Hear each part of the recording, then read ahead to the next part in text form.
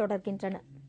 இந்திய மாணவர் சங்கம் சார்பாக நடைபெற்ற முற்றுகை போராட்டத்தில் போராட்டக்காரர்களும் போலீசாரும் மோதிக்கொண்டதால் அங்கு பரபரப்பு ஏற்பட்டுள்ளது. அரசின் தனியார் மயம், நவீன தாராளமயம், அனைவருக்கும் கல்வி உள்ளிட்ட கோரிக்கைகளை வலியுறுத்தி திண்டுக்கல் மாவட்ட முதன்மை கல்வி அலுவலகம் முன்பு இந்திய மாணவர் சங்கத்தினர் ஆர்ப்பாட்டத்தில் ஈடுபட்டனர். முதன்மை கல்வி அலுவலகத்திற்குள் நுழைய முயன்ற மாணவர்களுக்கும் போலீசாருக்கும் இடையே தள்ளுமுள்ளு ஏற்பட்டது.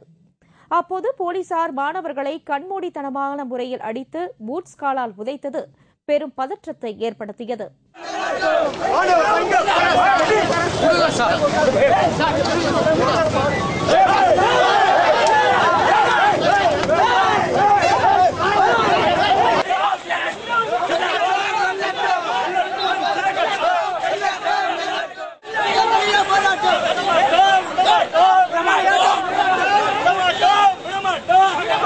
போலீசாரின் அராஜக போக்கை கண்டித்து இந்திய மாணவர் சங்கத்தினர் தரையில் அமர்ந்து போலீசாருக்கு எதிராக கோஷங்களை எழுப்பினர். நிலைமை மோசமானதை அடுத்து மாணவர்களை போலீசார் கைது செய்தனர். ஆட்குறைப்பு செய்வதை தடுப்பது உள்ளிட்ட பல்வேறு கோரிக்கைகளை வலியுறுத்தி பிஎஸ்என்எல் ஊழியர்கள் இன்று நள்ளிரவு முதல் நாடு தழுவிய காலவரையற்ற தொடர் உண்ணாவிரதம் இருக்கப் போவதாக அறிவித்துள்ளனர்.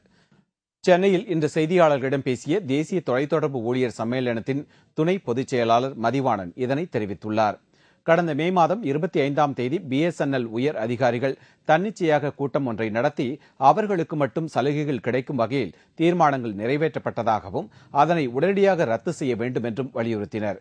கடந்த 3 ஆண்டுகளாக பிஎஸ்என்எல் ஊழியர்களுக்கு எந்தவித சலுகையும் அளிக்கவில்லை என்று தெரிவித்த அவர், ஆட்குறைப்பு, பிஎஸ்என்எல் நிறுவனத்தை தனியார் வசம் ஒப்படைப்பது உள்ளிட்ட கொள்கைகளை கைவிட வேண்டும் என்றும் தெரிவித்தார்.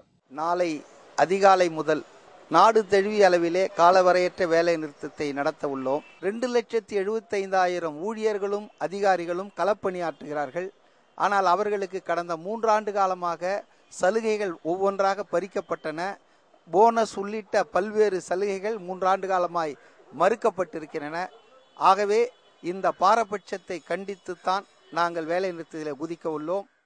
நாடு முழுவதும் உள்ள 2,75,000 பிஎஸ்என்எல் ஊழியர்கள் இன்று நள்ளிரவு முதல் வேலை நிறுத்தத்தில் ஈடுபட உள்ளதால் அதன் சேவையில் பாதிப்பு ஏற்படும் அபாயம் ஏற்பட்டுள்ளது. சென்னை 1000 விளக்கு பகுதி அருகே ஏற்பட்ட தீ விபத்தில் 50க்கும் மேற்பட்ட குடிசைகள் தீயில் கருகி நாசமான சம்பவம் சோகத்தை ஏற்படுத்தி உள்ளது. சென்னை 1000 விளக்கு பகுதியில் உள்ள மத்தியஸ் கார்டன் குடிசைகளில் திடீரென பயங்கர தீ விபத்து ஏற்பட்டது. தகவல் அறிந்து சம்பவ இடத்திற்கு வந்த தீயணைப்பு துறையினர் பல மணி நேரம் போராடி தீயை கட்டுக்குள் கொண்டு வந்தனர். இந்த தீ விபத்தில் 1 கோடி ரூபாய் மதிப்புடைய பொருட்கள் எரிந்து நாசமாக்கின. அதிர்ஷ்டவசமாக இதில் உயிர் சேதம் எதுவும் ஏற்படவில்லை. தீ விபத்திற்கான காரணம் குறித்து விசாரணை மேற்கொள்ளப்பட்டு வருவதாக போலீசார் தெரிவித்துள்ளனர். இதேபோல் கடந்த மாதமும் இங்கு தீ விபத்து ஏற்பட்டது குறிப்பிடத்தக்கது.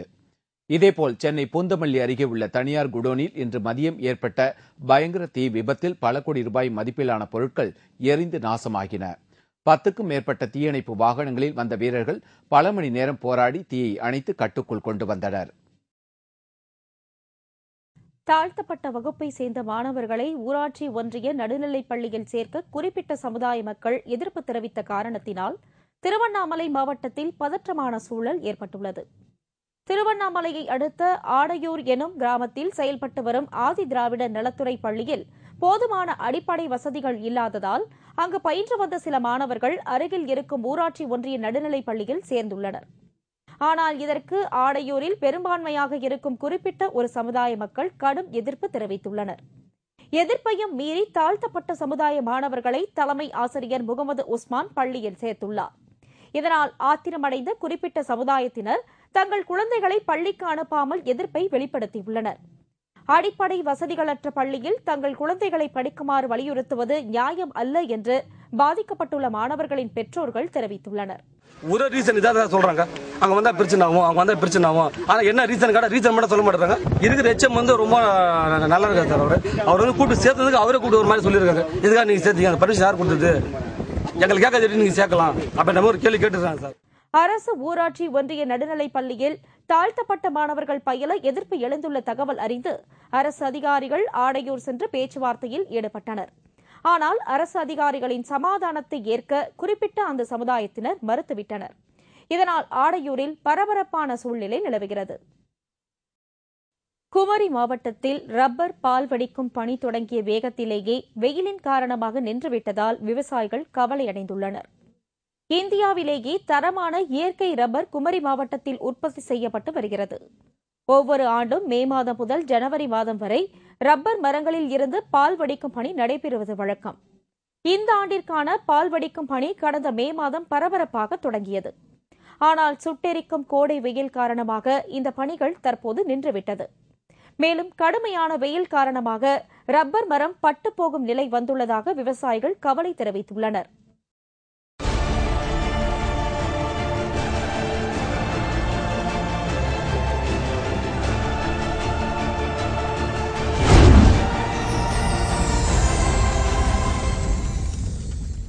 ஆச்சரியம், ஆனால் உண்மை.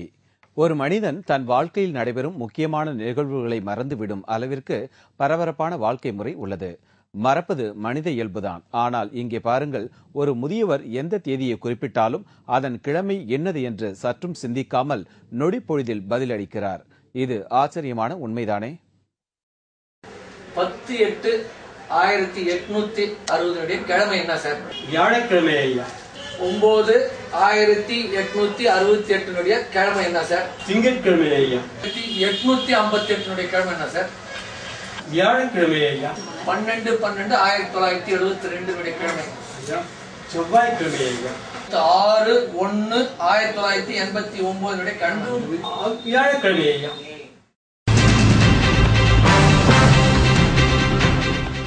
போராட்டம் நடத்திய மாணவர் சங்கத்தினருக்கும் போலீசாருக்கும் இடையே கடும் மோதல். திண்டுக்கல்லில் பரபரப்பு.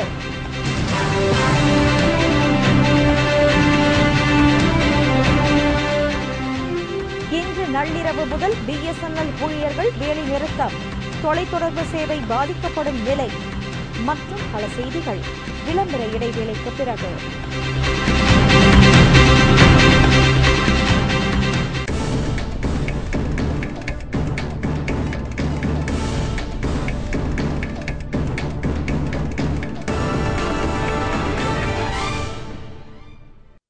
செய்திகள் தொடர்கின்றன.